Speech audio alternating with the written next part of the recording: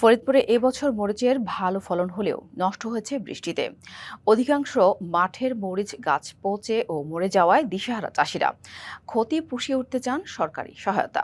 এবছর মধুখালী উপজেলায় ২,৫০০-এর বেশি হেক্টর জমিতে মরিচ আবাদ হয়েছে। উৎপাদন লক্ষ্যমাত্রা ধরা হয়েছিল প্রায় ২৬,০০০ মেট্রিক টন। তবে ফসলের মারাত্মক ক্ষতি হওয়ায় লক্ষ্যমাত্রা অর্জন নিয়ে আছে শঙ্কা। ফরিদপুরের মধুখালী উপজেলার ফসলের মাঠে কিছুদিন আগেও ছিল সবুজের সমারোহ, কিন্তু অনেক জায়গায় বৈরী আবহাওয়ায় নষ্ট হয়েছে মরিচের ক্ষেত। উপজেলায় নানা কৃষি পণ্য উৎপাদিত হলেও মৌসুমী মরিচ অন্যতম। গ্রীষ্ম ও বর্ষায় মরিচের দাম ভালো মেলায় ঝুঁকি থাকলেও মরিচের চাষ করে থাকেন এখানকার চাষিরা। রায়পুর, জাহাপুর, মেকচামি, দুমাইন ইউনিয়নে মরিচের আবাদ বেশি হয়। এবার ভালো ফলন হলেও বৃষ্টিতে নষ্ট হয়েছে ক্ষেত। এতে লোকসানের মুখে চাষিরা, দাবি সরকারি সহায়তার। অনেক ক্ষতি হয়ে গেছে।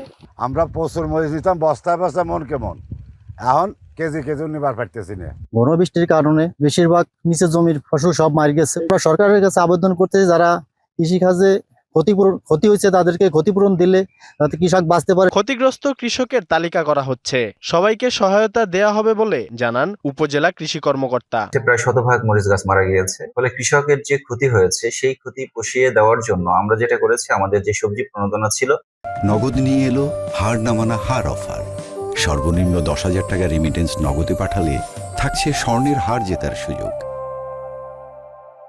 সেখান থেকে একটা অংশ আমরা ক্ষতিগ্রস্ত মরিচ চাষীদের দিয়েছি। গত বছর মধুখালীতে এ সময়ে ২,৭০০ হেক্টর জমিতে উৎপাদিত হয়েছিল প্রায় ২৬,০০০ মেট্রিক টন মরিচ। এবার ২,৭০০ হেক্টর জমিতে উৎপাদন লক্ষ্যমাত্রা ছিল ২৬,০০০ মেট্রিক টন। বৃষ্টিতে ক্ষতি হওয়ায় লক্ষ্যমাত্রা অর্জন নিয়ে রয়েছে শঙ্কা। DBC news desk.